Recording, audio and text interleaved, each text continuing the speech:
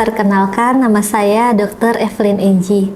Saat ini saya berprofesi sebagai dosen dan aktif di program studi kedokteran Universitas Adiwangsa Jambi. Saya fokus di bidang ilmu biomedis, khususnya di bidang fisiologi. Dan salah satu di blok masalah kesehatan daripada sistem indera, di mana sistem indera ini menganalisis konsep dasar daripada anatomi, fisiologi, histologi, serta patofisiologi berbagai keluhan dan gejala yang terkait yang relevan dengan pemahaman penyakit degeneratif yang mempengaruhi sistem indera.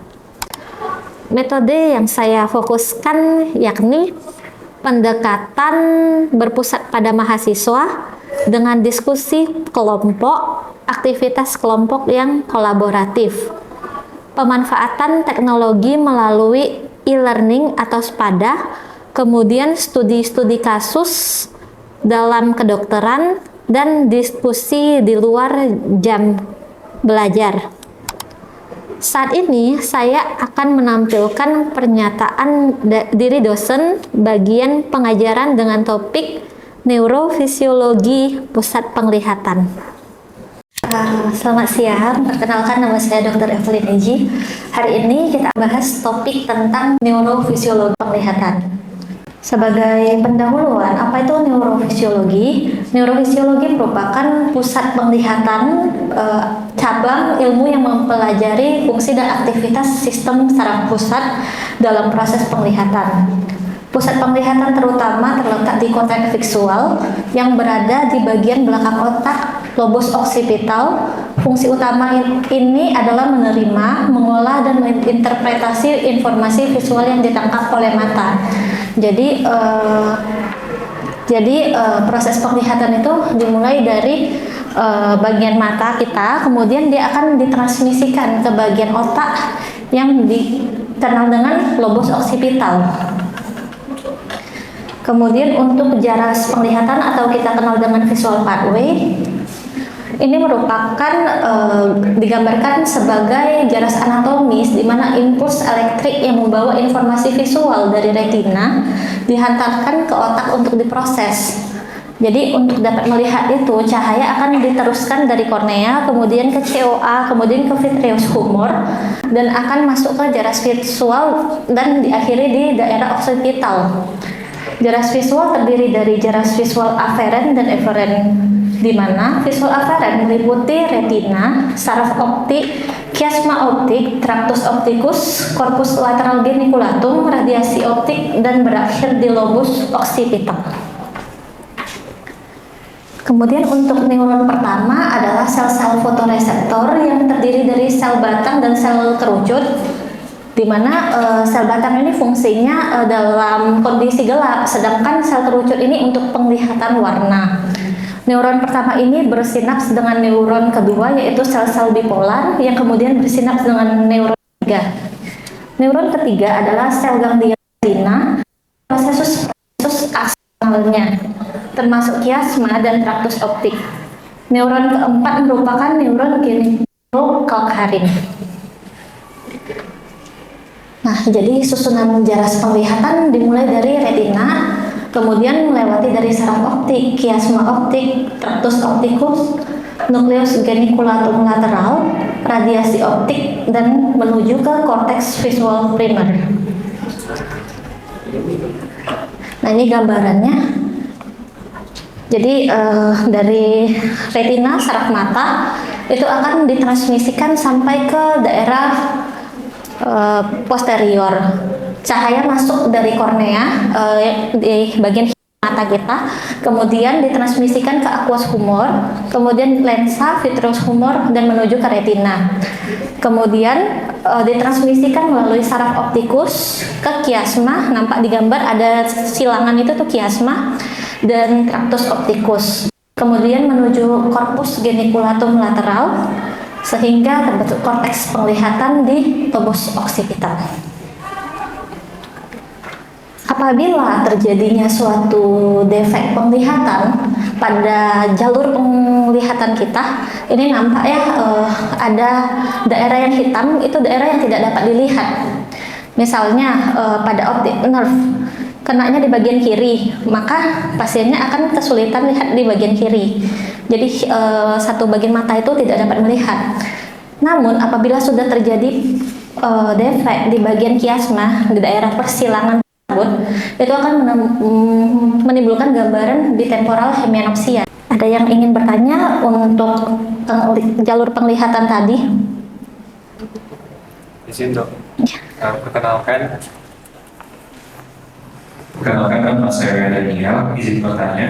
Pertanyaan saya, kira-kira untuk jarak penglihatan tersendiri, kelainan penyakit apa yang dapat menyebabkan gangguan seperti di kiasma optikum?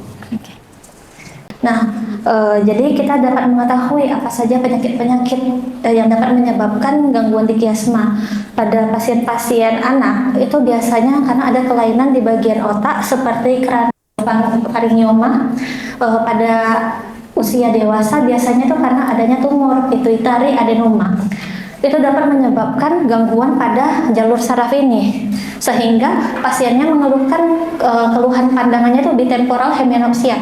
Jadi dia nggak bisa melihat bagian lateral-lateral seperti gambar di situ. Itu biasanya karena ada gangguan di bagian otak. Apakah ada lagi pertanyaannya?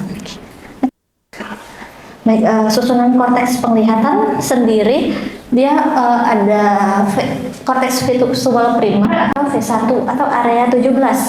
Area 17 ini Brodmann, di mana ini merupakan tempat awal pemrosesan daripada informasi visual di otak setelah diterima dari mata.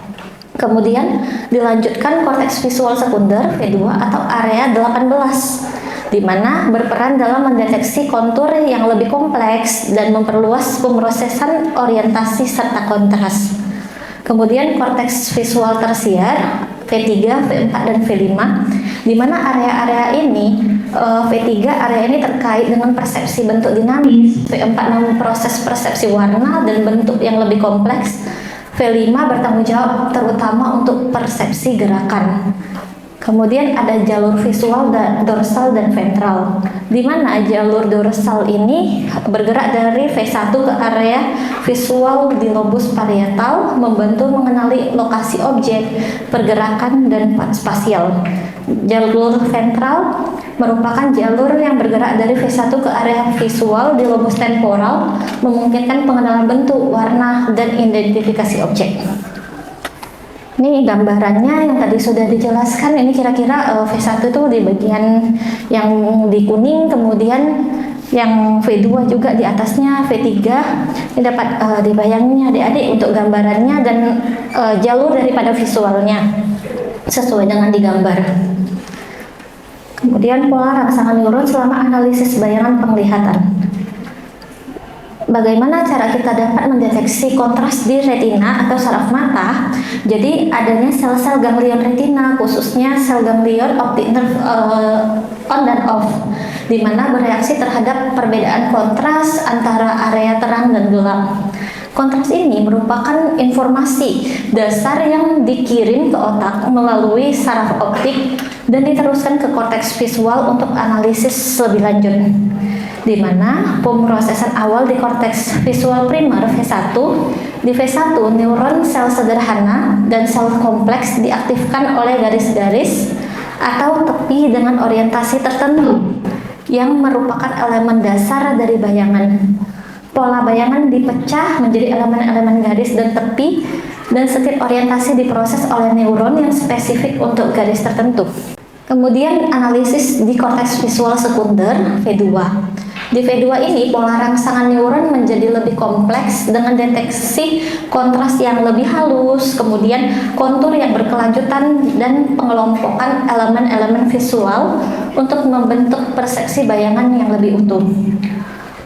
Berdasarkan warna dan kontur di V4, jika bayangan melibatkan gradasi warna, neuron di V4 ikut berperan dalam interpretasi warna dan tekstur bayangan. Kemudian dilanjutkan dengan V5, ini merupakan persepsi kedalaman dan gerakan di jalur dorsal, di mana bayangan seringkali memberi petunjuk tentang kedalaman dan posisi relatif objek yang diolah oleh neuron di V5 yang sensitif terhadap gerakan dan kedalaman. Neuron-neuron membantu mempersepsikan bayangan sebagai indikator posisi atau jarak, misalnya objek yang lebih dekat mungkin memiliki bayangan yang lebih tajam dan jelas. Kemudian gerakan mata dan pengaturannya. Otot-otot di sekitar mata ini ada beberapa otot, yakni orbicularis oculi, kemudian levator palpebralis, rectus oculi inferior, oculi medial lateral, superior, kemudian oblique inferior dan oblique superior. Ini gambaran dari otot-otot di bagian mata. Fungsi daripada otot-ototnya sendiri itu ada, contohnya seperti rectus superior, itu tujuannya untuk saat kita melihat ke atas itu dibantu oleh rectus superior dan inferior oblique.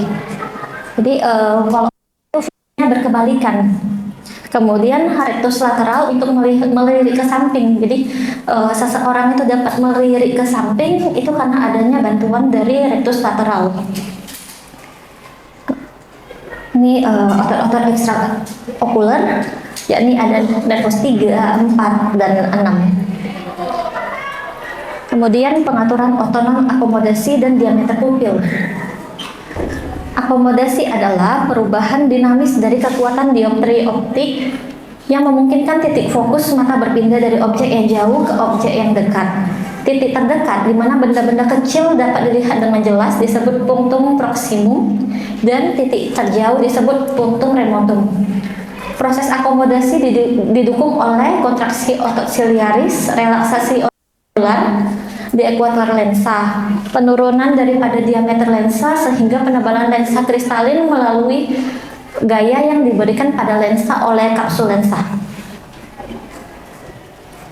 Bagaimana kita dapat melihat dekat atau proses akomodasi?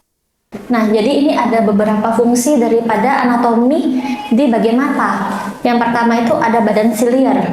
Badan silier adalah struktur yang menjembatani segmen anterior dan posterior bola mata. Jadi ketika kita melihat jarak dekat, badan siliernya kan mengalami kontraksi.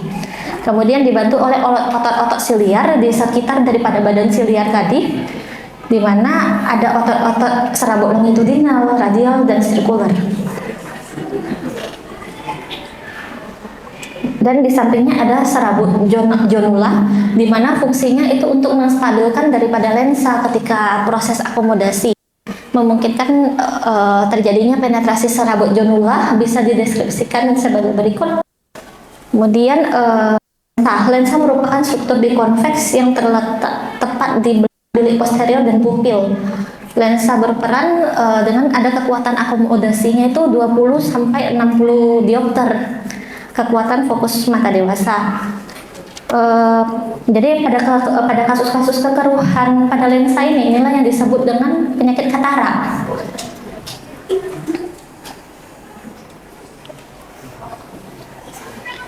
Ini anatominya itu dari badan silier, kemudian ada serabut-serabutnya itu memegang daripada jonula-jonula di bagian lensa. Lensa itu gambarannya seperti ini, ada nampak korteks kemudian dilapisi oleh epitel. Bagaimana mekanisme akomodasi? Mata yang tidak terakomodasi membuat otot siliaris berelaksasi. Serabut jonula anterior menegang dan menginsersi di area ekuator lensa dan menciptakan tegangan ke arah luar sehingga lensanya mendatar. Ini untuk akomodasi apakah ada yang ingin ditanyakan?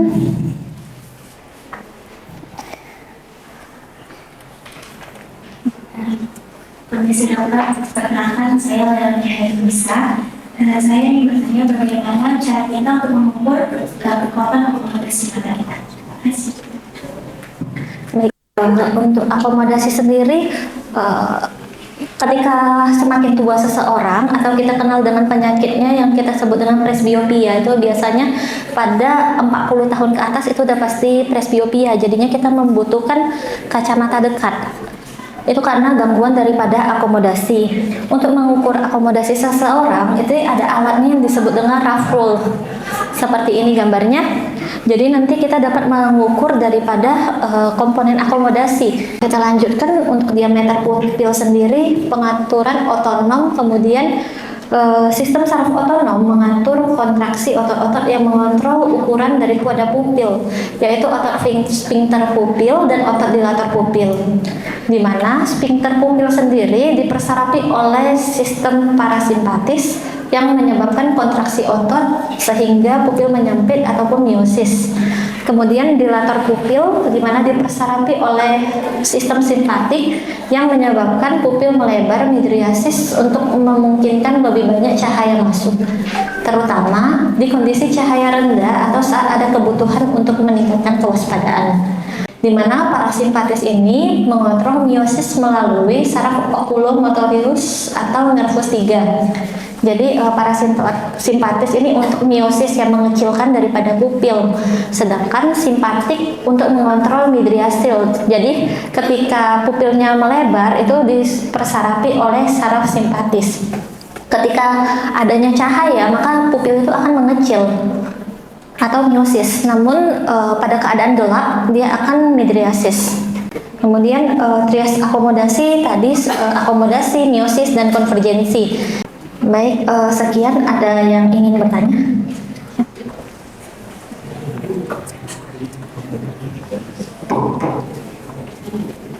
Izin Dok, perkenalkan nama saya Simi Simbolon. Izin bertanya, pemeriksaan penunjang apa yang bisa dilakukan untuk melihat gangguan di saraf mana? Untuk pemeriksaan penunjang untuk menilai daripada gangguan di neurooftalmologi atau saraf mata. Untuk penunjangnya kita dapat pemeriksaan pencitraan, yakni CT scan, MR dan MRI. Di mana kalau CT scan sendiri kita dapat menilai daripada tulang, kemudian soft tissue dan pendarahan. Namun untuk saraf agak sulit untuk dinilai daripada CT scan, sehingga kita membutuhkan untuk pencitraannya untuk kasus neurooftalmologi lebih ke MRI. Ada lagi yang ingin ditanyakan? Jika tidak ada, atas perhatiannya.